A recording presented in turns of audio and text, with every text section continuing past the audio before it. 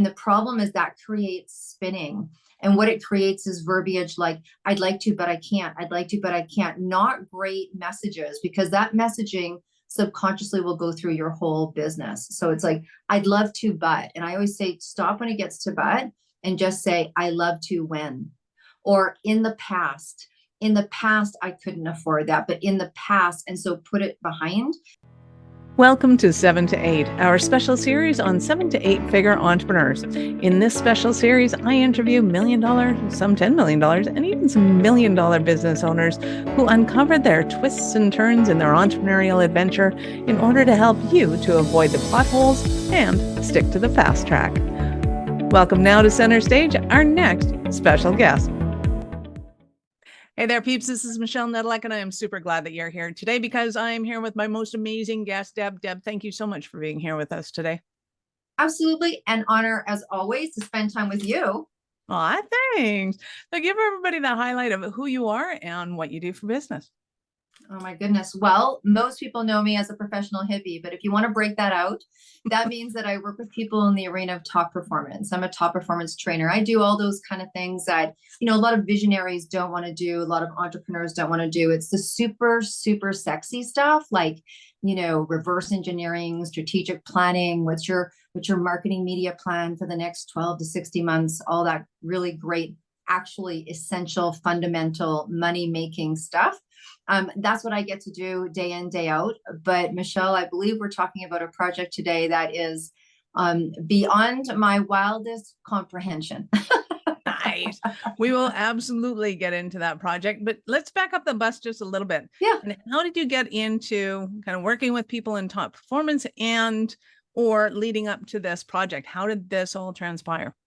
It's interesting. I have always had a thirst for, people call me a professional hippie because I have a brain like a Rubik's Cube and I live like a hippie, right? So I'm this holistic person that loves to build companies and business. Those two don't necessarily always go together. So it was a little bit of what people would call an oxymoron.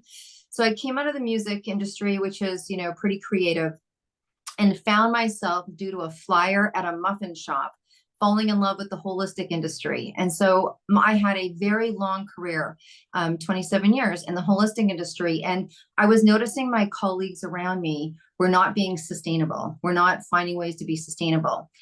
At home, I would go home and people would think I'd read books on aromatherapy and relaxation and Ayurveda. And I did, but I ate marketing and business and top performance books and tapes and like yesterday's business because I loved it together. So I studied it, but I think I had a natural aptitude. Like I was the person in their second class in massage doing a formula on my page. If I do this many clients and I do this and it costs me this, it's just a natural aptitude. So I think really it was more that I had this skill or gift like lots of us do. And I started helping, my brothers and my sisters in my industry. And then people started to pay me for it. And then I was able to, after building multiple businesses myself, use my own formula. And it really birthed that way. And of course, me, like you, we get to spend time with all these incredible entrepreneurs or people that are kind of full of gumption.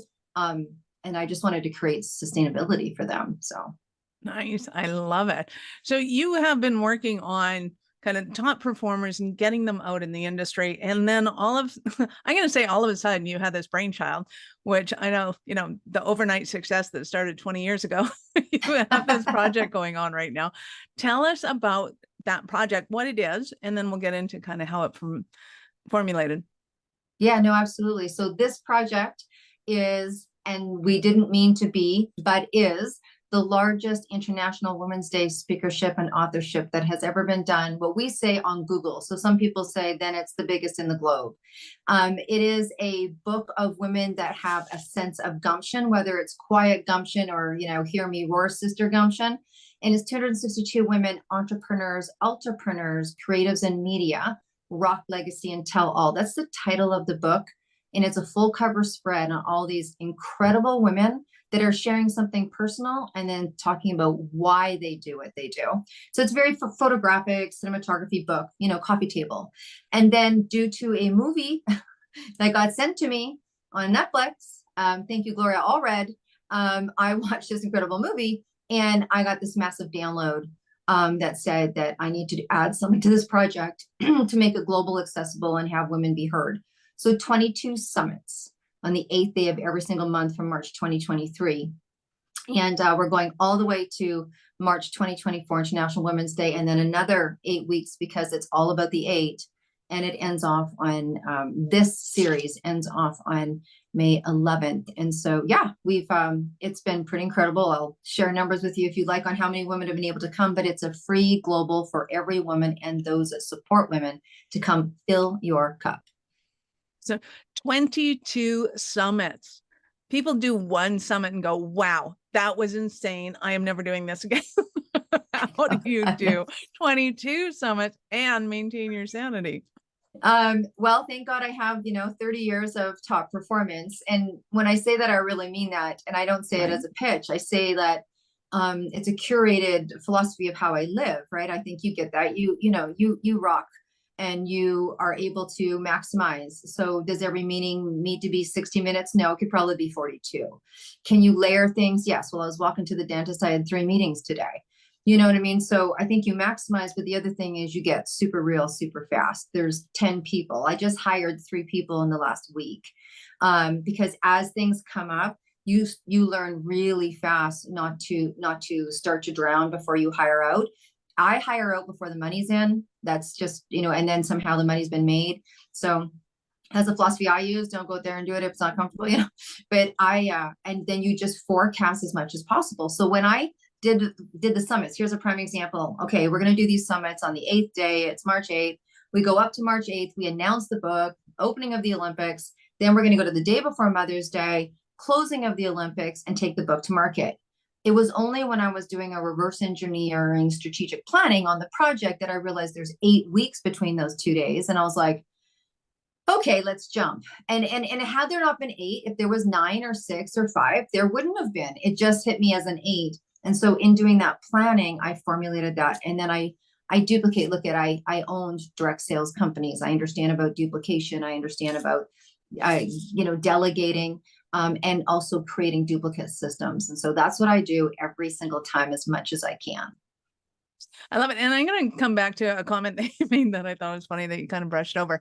Is that I hire first and the money just comes. I know how your brain works, and I know that the money doesn't just come, that's part of the system of understanding. The first hire has to take time off my plate so I can go and make more money, or they are in a position to make more money such that if this project gets done, it pays their wages. There's always a foresight to that plan of how to break down what you're going to do, when you're going to do it, and who you're going to do it with, so that it makes the money. And I think this is an important point for a lot of people, especially when they're trying to transition through those glass ceilings, that they come up and people get stuck on, I'll hire somebody when I can afford it. I'll do this when I can afford it. It's like, no, you have to think completely differently than you are right now. And it's almost like you can't think differently than you do right now. So you have to hire somebody that has hired people or that know how to break down the systems and strategize to be able to break through that conundrum of, I'm just going to do more stuff with more people. I just want to hire mini-me's so that they do duplicate of what I do. And that will never get you past that glass ceiling. So can you break that down just a little bit for people? Yeah, absolutely. So I have 2 philosophies around it. Sometimes you have your back against the wall. So I've got this big project going on right now.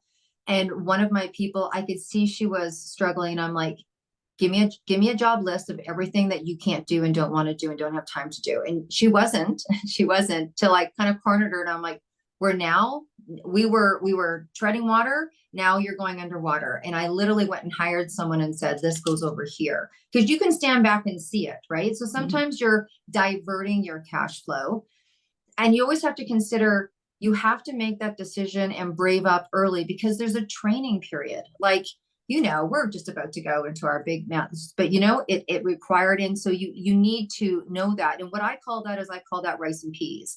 I'm willing to eat rice and peas if that means I go hire somebody that's going to take money from my kitty. And I don't care how much money you have.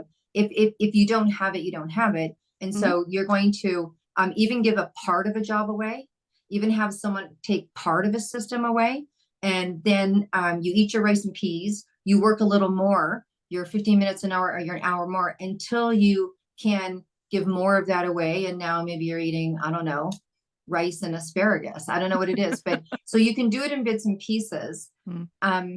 It's the cart before the horse before the cart. I also kind of believe in that jump off the cliff. It's a little bit of things that I've done. Rarely has that not paid off in our advantage.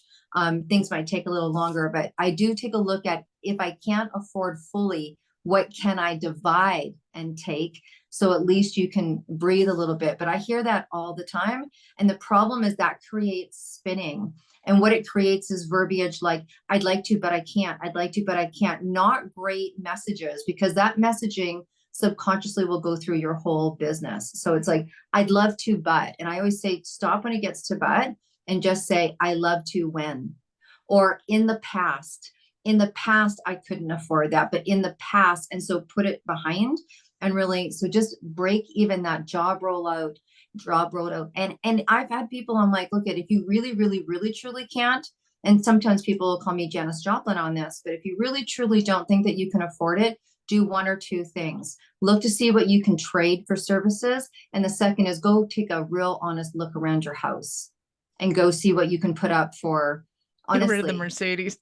honestly, there's, look at, if go watch Gary Vaynerchuk, he'll go to a garage sale and knock it out. Or even my son's launching his first company.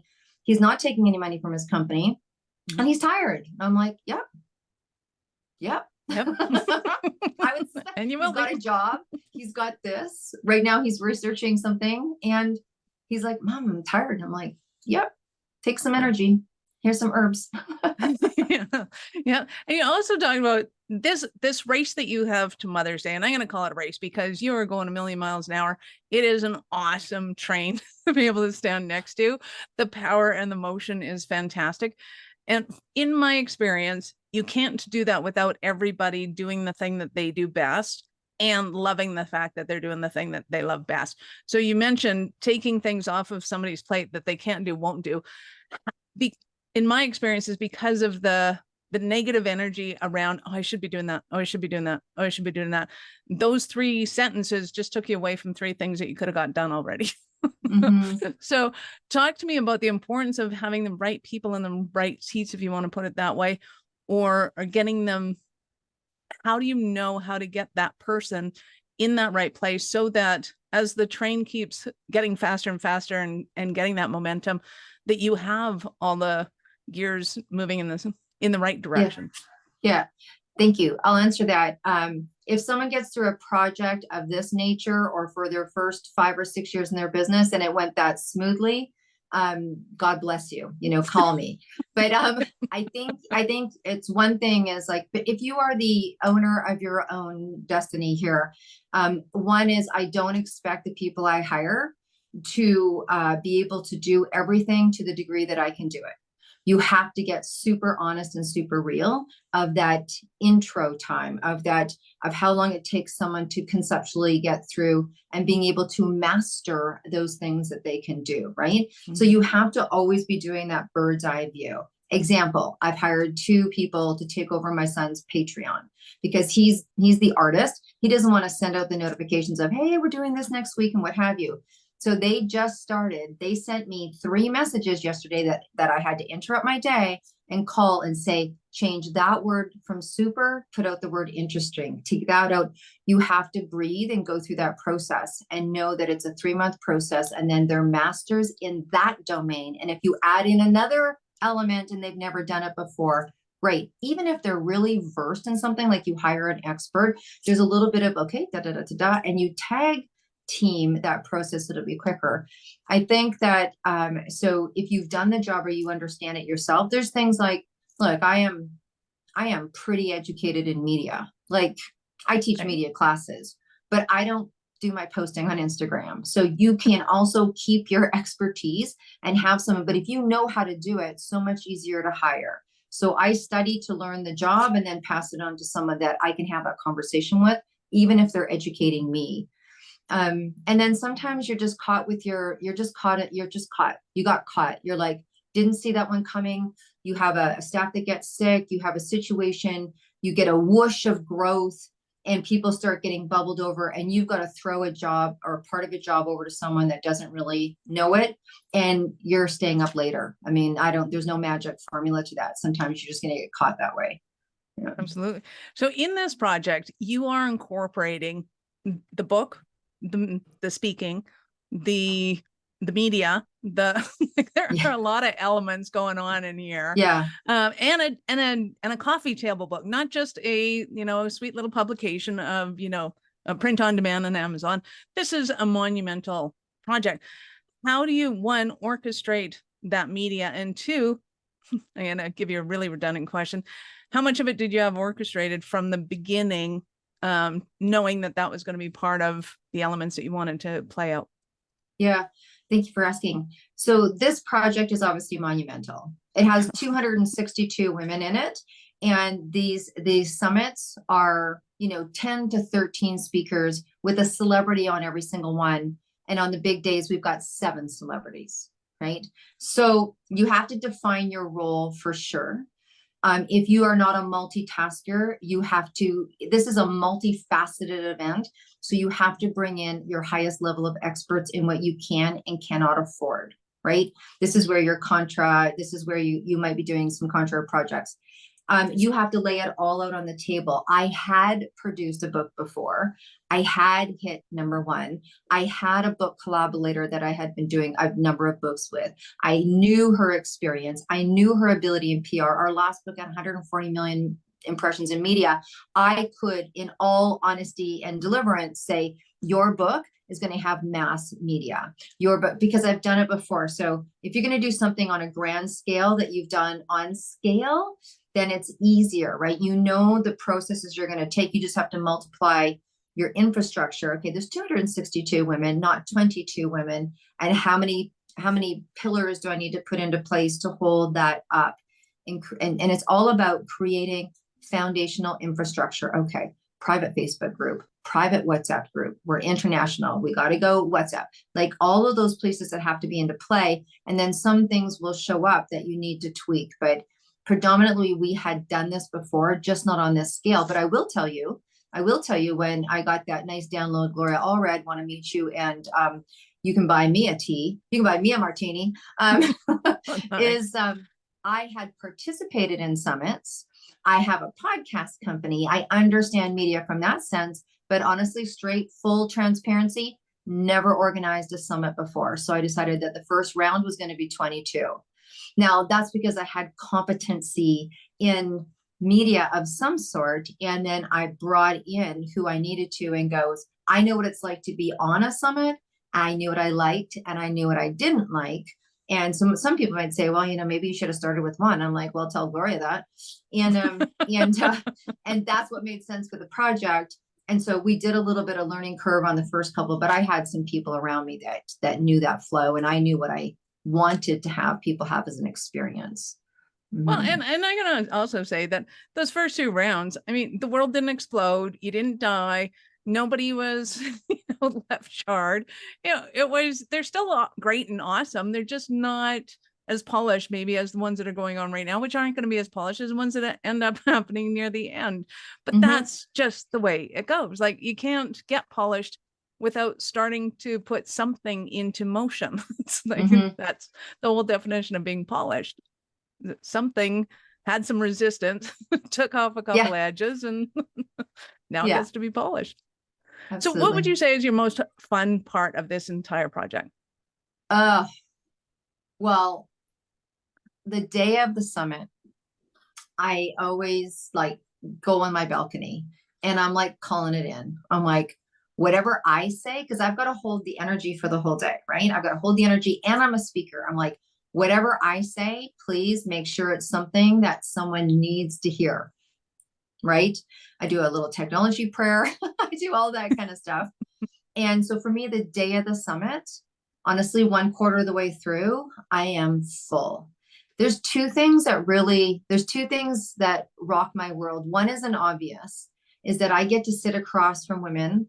It is untouchable on what women are doing, on all sorts of different levels. Like I'm having a call today with a woman who's empowering women in Africa by using cameras and teaching them how to take pictures. I'm like, what? You know, our keynote speaker was born in the slums of Kenya and still chooses to stay there and teaches women about their self-esteem. You know what I mean? Like it's quite interesting what's going on in the world. So that part's really, really great. And then I get such a kick when there's a woman that doesn't think that they're blank enough. I'm not experienced enough. I don't run a charity. I don't live in Kenya. I don't. And I go, this is called stand up, speak up, and show up. Yes, you. So if you're sitting on the other side of this, we're meant to talk for a reason. And stepping up doesn't mean you need to be Gloria Steinem. It just means that you want to step up, like move to the next level, have a different form of engagement, get a different exposure model on your business, right? Mm-hmm. So I think that's really, really important. And the other thing, it's so crazy, but women send me their books and things to put on camera. And I get these little stickies. Right? And I put them on my house and it's just like, hey, thank you for doing what you're doing. I cannot tell you. It's crazy to say that, right? But I cannot tell you those little thank you things that I have around my house that I've looked at a million times when I'm tired. Because to say that you do a project of this kind of, and my team is all over the world, right? So like you finish your day and you're like, all right, I feel like I need to talk to someone, but I am having a little conversation with the food channel, you know? So I think that, yeah, it's like, you know, that really, those things kind of keep me going. And I really I get to do this project. I love it. So I was going to ask you for some of the stories that are going on, some of the interesting ones, but I want to look at some of the ones where people are afraid to step up or think they're not stepping up. And you're like, are you kidding? It's fantastic. Like, and I know there's a ton of them because even the ones that you mentioned already strike me that way. But is there any particular that you can kind of touch on and go, yeah, people don't think they're stepping up, but they're doing miraculous things? Absolutely. You know what I think is one of the most shocking things for people is that, so when women come onto the project, our ask is like, look, we're handling a lot of media. Our ask is you are to reach out and have 10 people. 10 people. If you're a speaker, you have to have 10 people. I don't need their names. We're all big people that are committed to coming to hear you speak. And I don't care how, and you know what? You can always tell because there's very experienced women like us that are like, yeah, absolutely, right? Even us who are versed and experienced and when we see our friends populate and come on to hear us speak, we get a sense of business esteem that is so important because we sometimes forget our own greatness. The other part of it is that women go, wow, people do care. Wow, people really are interested. Wow. And then there are people that they assume know everything. They were like, I didn't know you did that. And I didn't know you did this. And it is a whole different ballgame for women. Like after they speak, they're like, oh, like, wow. You're like, right. They're like, wow. And they don't compare after that. Right. It's really easy to compare to the celebrities because whatever, right? They're like, oh, look at that. And I'm like, we are all women of distinction. We are all, you know, women of caliber. We are all women of, you know, some of us just have a little more following. No biggie. No biggie. It really isn't. Because some of us have just been around a little longer. I know. Longevity has something to speak for it. And I've noticed so many times that people think they don't have a story and their stories are phenomenal. They think that, I mean, I used to think for a long time, like everybody knows this because I hung around with people that knew it. And then when I stepped out of that and kind of got into a different populace, I went, oh, we don't all know that we're not all living by the same playbook. And I think that in itself is super important for people to understand because it allows them to stand in that understanding of their experience and their know-how. And sometimes it's raising a family. I look at women who have more than one child. Oh my God, like you are a hero. 6 kids and up. I'm like, oh my God, like I couldn't handle one, dude. Like even do and have a job and take care of and they're successful at it. And I'm like, this is insane. Like I think people just do things because they know it has to be done, and they don't Mhm. step back and realize how amazing and inspiring it is. Oh, I agree. And it's really interesting. Even women, like you said, that have been doing this for a long time. So this incredible woman, she's sharing it with the world now, so I can share it. Her name is Christine Blanchette, and I'm from Vancouver, Canada, and she owns 2 TV shows here, and fantastic. It's my son's first TV show and all that kind of stuff. So we were on, and she's like, she's choosing to take this platform, and trust me, she's on many, to make an announcement or finally come to a place in her life where she's willing to share her story of anorexia. Now, I've known her for a very long time. So some women are also going, okay, I've got myself here, I'm comfortable here. And now I know I know I have more of a story, or a different part of my story, or a part of my past that I've conquered, that I know now that women see me here, like, you have 2 TV shows, she's on every red carpet, blah, blah, blah. She's like, I'm going to talk about this. I'm like, okay, let's talk about this. Nice. Absolutely. And I can't understate how important that is, because a lot of people think that it's just part of the process. Whatever it is, they think it's part of the process and that they have to do it that way. So kudos to her. And I think that's phenomenal and awesome. So we're going to take a little break. We're going to chat. Are you running a business over 7 figures but still struggling with technology headaches? Pay attention, you do not want to miss this offer. This podcast episode is brought to you by Awareness Strategies, who is offering a custom-built digital adoption roadmap for anyone running a business over 7 figures who's wanting to grow their business in the next 5 years. And it's not just a roadmap, they offer full implementation as well if that scares the out of you. Check out awarenessstrategies.com/roadmap for more details today. The link's in the show's notes. Don't regret not doing this. Do it now. That's awarenessstrategies.com/roadmap.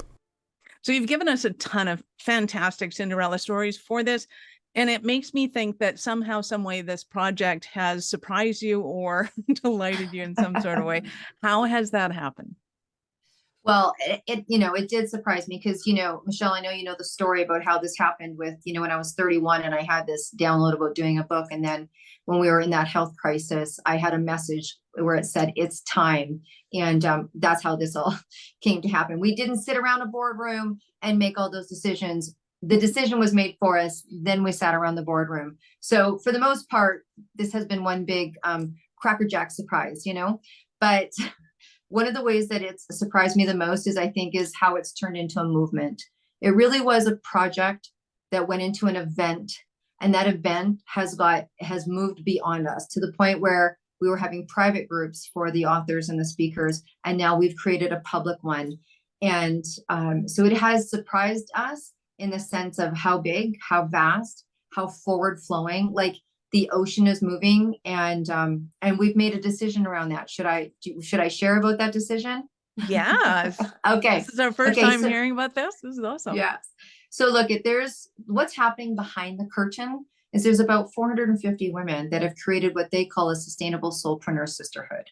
And so all these women are creating these, what I call friendships and biz ships, right? And there's this big kind of rise that's gone on behind the curtain.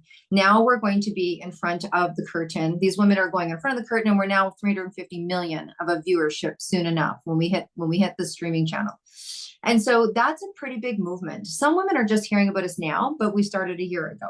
3 years from beginning to end. And so to abandon the project, hey, May 11th, it's the final event.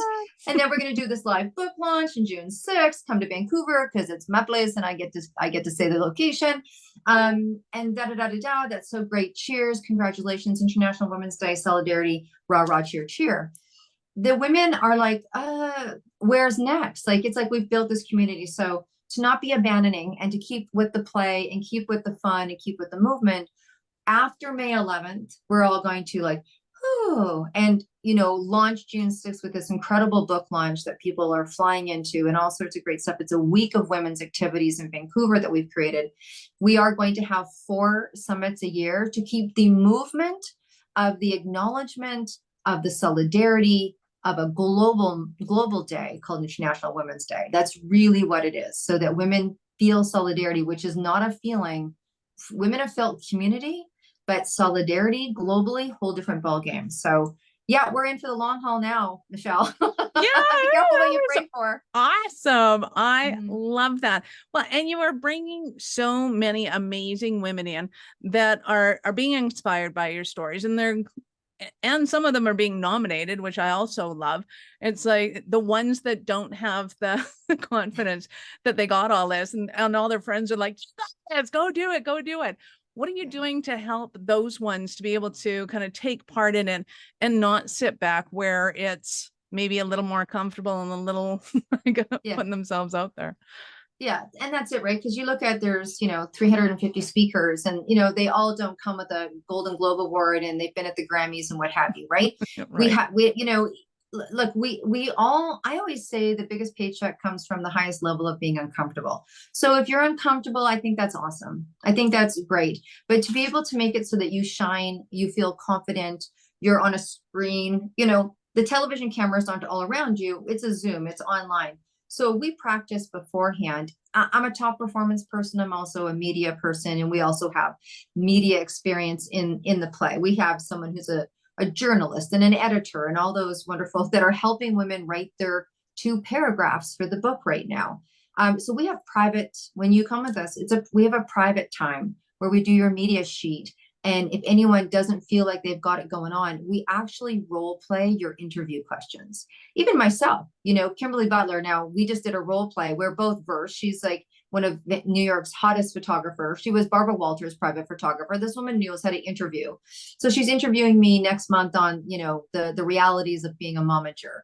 So we role play with each other a little bit even. That's what professionals do. So we make sure that everyone feels comfortable, confident, and ready to go on screen. You might be nervous. That's okay. It's just but we make sure you look good on screen, and that you take that everywhere you go from that point on.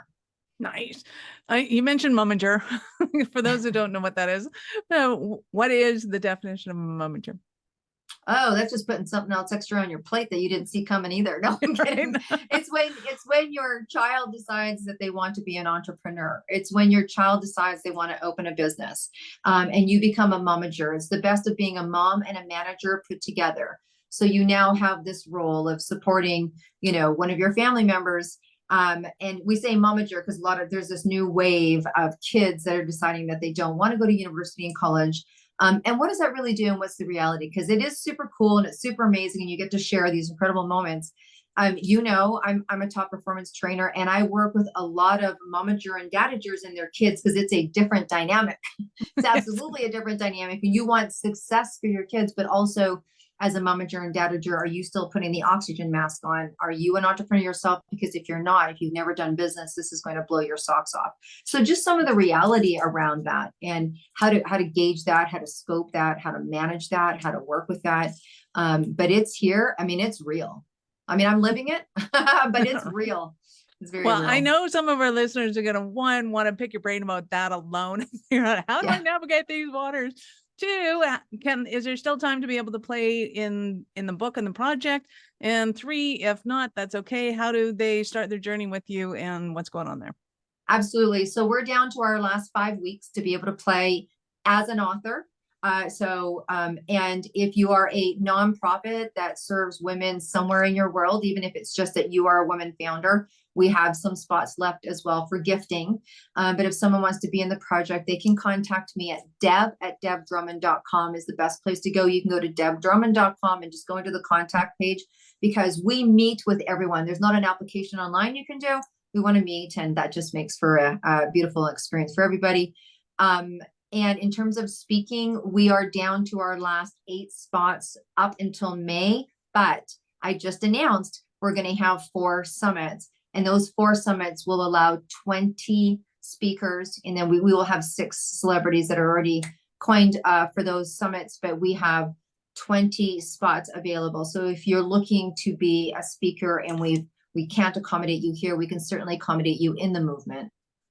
Nice. I love it. So we will, of course, have all of Deb's links in the show notes. Go ahead and scroll down, click them, open them up in a new browser because we're not done yet.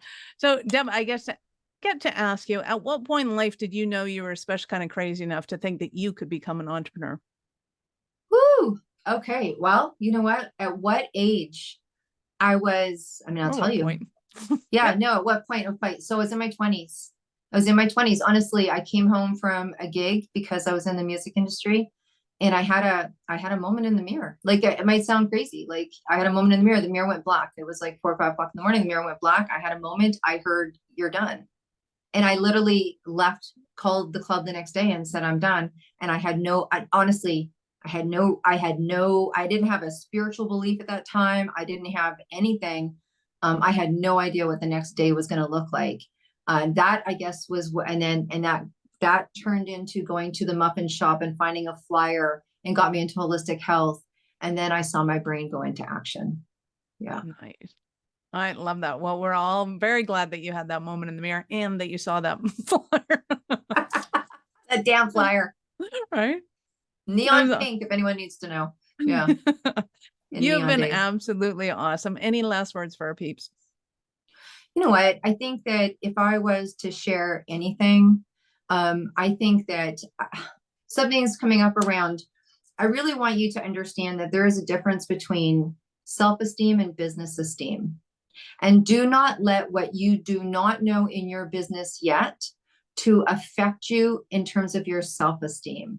And that's what I see a lot, particularly because this project's women. I don't just work with women, but this project is women. And I see them take a hit in terms of their level of competency and who they are when they don't have a skill to take their business to the next level. I don't say this because I'm a coach and a trainer and you need to go hire coach and trainers. Michelle, I have never not had a coach or trainer in my life. I think that's just like, I think that's a given. It actually should be in your financials with your business plan. It should be one of your expenses from the very first day you start. But that being said, stop in personalizing what you don't know as something in terms of your inability to be a great, competent person. They are not related. It is a skill, period, nothing else. And if you are in a place of uncomfortable, move forward anyways. Hire someone that's going to help you. You're fine. You'll be okay. Do what we do and eat rice and peas until you're eating steak and lobster. You'll get there. You'll get there. I love that. I am so grateful for you to be here. I appreciate your time. I know how valuable it is. Thank you so much. Absolutely. Yours too, girl. You're doing good stuff in the world. Awesome. Peeps, thank you for being here with us today. Be sure to subscribe to the show, share it with your friends. We love helping entrepreneurs grow. Thank you for listening to 7 to 8. If you're interested in upping your speaking game, be sure to connect with our guests with the links in the show notes and connect with me to see how we can help you get your tech done for you and help your speaking dreams come true.